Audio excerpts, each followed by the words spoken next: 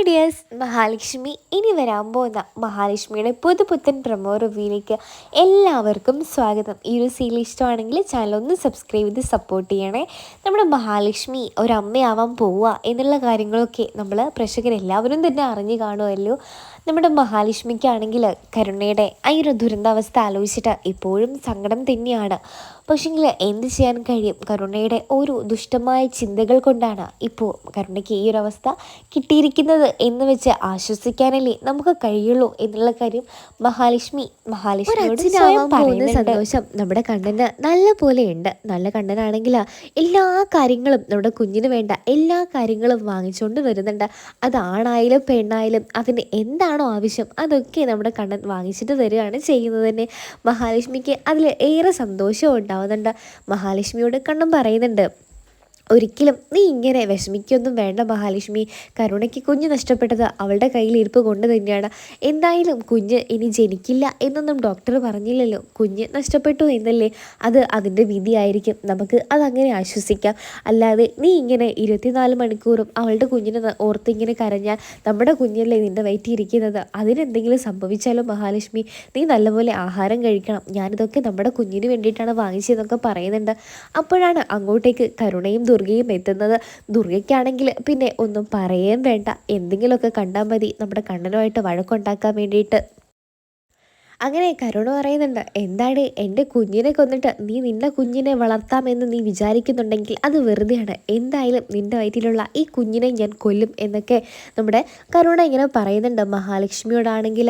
അപ്പം മഹാലക്ഷ്മി ആണെങ്കിൽ പറയുന്നുണ്ട്, ഞാനൊരിക്കലും നിൻ്റെ കുഞ്ഞിനെ ഇല്ലാതാക്കാൻ ശ്രമിച്ചിട്ടില്ല. നീ എന്നെ കൊല്ലാൻ വേണ്ടിയിട്ട് വെച്ച ആ കെണിയിൽ നീയാണ് വന്ന് പെട്ടത്.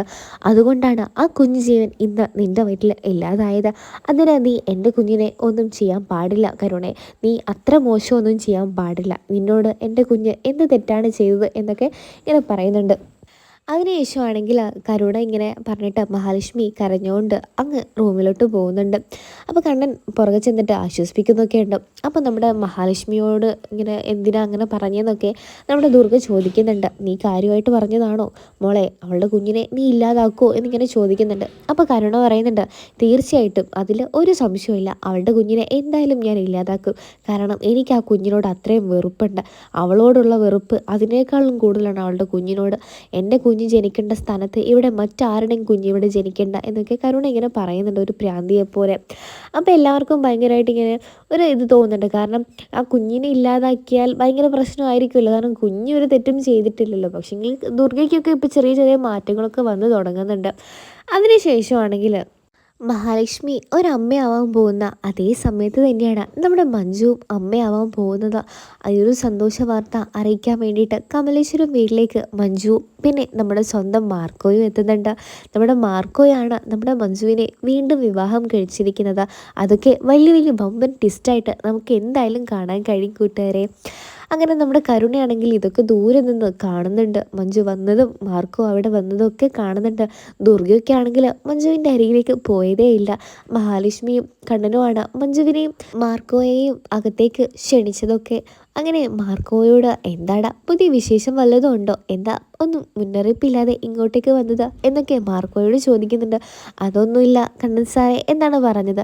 അപ്പോൾ നമ്മുടെ കണ്ണൻ പറയുന്നുണ്ട് മാർക്കോയോട്, എന്താടാ ഇപ്പോഴും ഈ സാർവിളി നീ നിർത്താറായില്ലേ? എൻ്റെ മഞ്ജുവിൻ്റെ ഭർത്താവാണ് നീ ഇപ്പം. അതിൻ്റേതായിട്ടുള്ള ഇതൊന്നും നീ കാണിച്ചാൽ മതി, അല്ലാതെ സാറ് വിളിയൊന്നും നമുക്കിടയിൽ വേണ്ടടാ എന്നൊക്കെ മാർക്കോയോട് പറയുന്നുണ്ട്.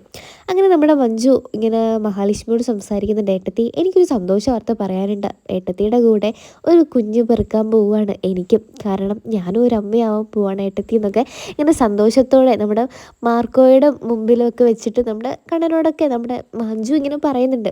അപ്പോൾ മഞ്ജു ഇങ്ങനെ പറയുന്ന സമയത്ത് എല്ലാവരും ഞെട്ടുന്നുണ്ട്. ഭയങ്കര സന്തോഷത്തിലാണ് എല്ലാവരും. കാരണം ഏറ്റവും വലിയ സന്തോഷമായിട്ടുള്ളൊരു കാര്യമാണ് കമലേശ്വരം വീട്ടിൽ നടക്കാൻ പോകുന്നത്.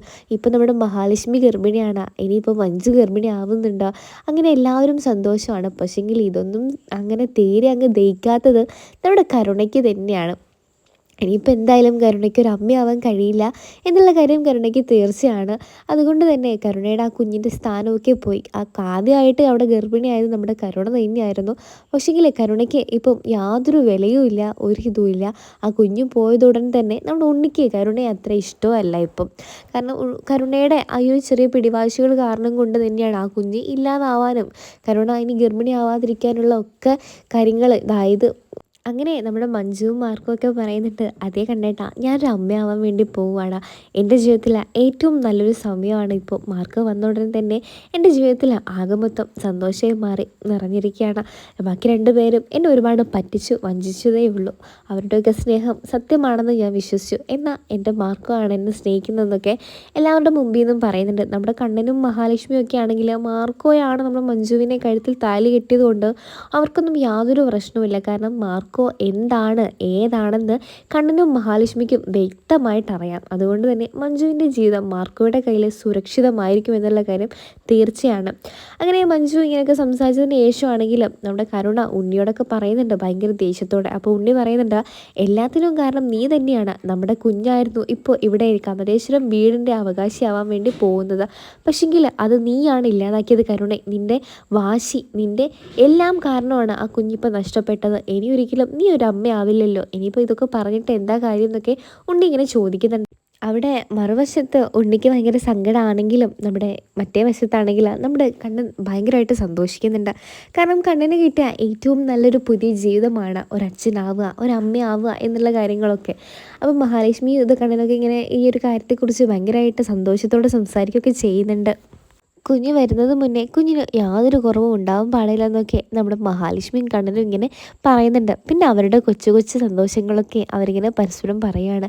ആ കുഞ്ഞിന് ഈ ഒരു പേരിടണം എന്നൊക്കെ അവരിങ്ങനെ പേരൊക്കെ കണ്ടു വയ്ക്കുന്നുണ്ട്. ആ അമ്മ കാരണമാണ് നമുക്ക് ഈ കുഞ്ഞുണ്ടാവാൻ കാരണം എന്നൊക്കെ മഹാലക്ഷ്മി ഇങ്ങനെ കണ്ണനോട് സംസാരിക്കുന്നുണ്ട്. ആ അമ്മ പറഞ്ഞ കാര്യങ്ങൾ മാത്രമേ നമ്മുടെ ജീവിതത്തിൽ നടന്നിട്ടുള്ളൂ കണ്ണേട്ട. ആ അമ്മയ്ക്ക് എന്തോ മാന്ത്രിക ശക്തി ഉണ്ടെന്ന് എനിക്കിപ്പോഴും തോന്നുന്നുണ്ടെന്നൊക്കെ നമ്മുടെ മഹി ഇങ്ങനെ പറഞ്ഞുകൊണ്ടേ ഇരിക്കുന്നുണ്ട്. മറുവശത്താണെങ്കിൽ നമ്മുടെ മഹാലക്ഷ്മി പറയുന്നുണ്ട്, എന്നാലും കണ്ണേട്ട അവൾ നമ്മുടെ കുഞ്ഞിനെ ഇല്ലാതാക്കും എന്നൊക്കെ പറഞ്ഞപ്പോഴേക്കും എനിക്ക് സത്യം പറഞ്ഞാൽ നല്ല സങ്കടം തോന്നി.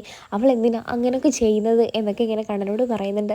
അപ്പോൾ കണ്ണൻ പറയുന്നുണ്ട്, അതൊന്നും അവൾ ചെയ്യില്ലടോ, അവൾ അപ്പോഴത്തെ അതിൽ പറയുന്നത് താനതാലോചിച്ച് ഒന്നും വിഷമിക്കൊന്നും വേണ്ട കേട്ടോ എന്നൊക്കെ പറയുന്നുണ്ട്. അങ്ങനെ കരുണ പറയുന്നുണ്ട്, എനിക്കെന്തായാലും ആ മഹാലക്ഷ്മിയുടെയും കണ്ണനെയും കുഞ്ഞിനെയും എന്തായാലും കൊല്ലണം. അവയത് കാരണമാണ് എനിക്ക് എൻ്റെ കുഞ്ഞിനെ നഷ്ടപ്പെട്ടത് എന്നൊക്കെ ഇങ്ങനെ കരുണ പറയുന്നുണ്ട്. അപ്പോൾ ദുർഗ പറയുന്നുണ്ട്, നീ ഒന്ന് അടങ്ങ് കരുണേ, ഇങ്ങനെയൊന്നും പറയാതെ. കുഞ്ഞുങ്ങളൊന്നും ഒരിക്കലും ഒരു പാവവും ചെയ്തിട്ടില്ല. അപ്പോൾ നമ്മുടെ കരുണ പറയുന്നുണ്ട്, ഓ നിങ്ങൾക്കിപ്പോൾ നിങ്ങളുടെ മകള് ഒരു അമ്മയായതുകൊണ്ട് അത് മതിയല്ലോ അല്ലേ, ഞാനിപ്പോൾ അമ്മയായില്ലെങ്കിലും നിങ്ങൾക്കൊരു കുഴപ്പമില്ലെന്ന് എനിക്കറിയാം. കരുണയുടെ തീരുമാനം അങ്ങനെ തന്നെ ആയിരിക്കുമെന്ന് കരുണ ഉറപ്പിച്ചിട്ട് തന്നെ പറയുന്നുണ്ട്. എന്തായാലും മഹാലക്ഷ്മിയുടെ കുഞ്ഞിനെ കൊല്ലുമെന്നൊക്കെയാണ് നമ്മുടെ കരുണ പറഞ്ഞുകൊണ്ടേ ഇരിക്കുന്നത് തന്നെ. ഇങ്ങനെയാണ് ഈ ഒരു പ്രൊമോ റിവ്യൂ അവസാനിക്കുന്നത്. ഇനിയിപ്പോൾ കുഞ്ഞിനെ കൊല്ലുമെന്നൊക്കെ നമുക്ക് കാത്തിരുന്ന് തന്നെ കാണാം അല്ലേ കൂട്ടുകാരെ.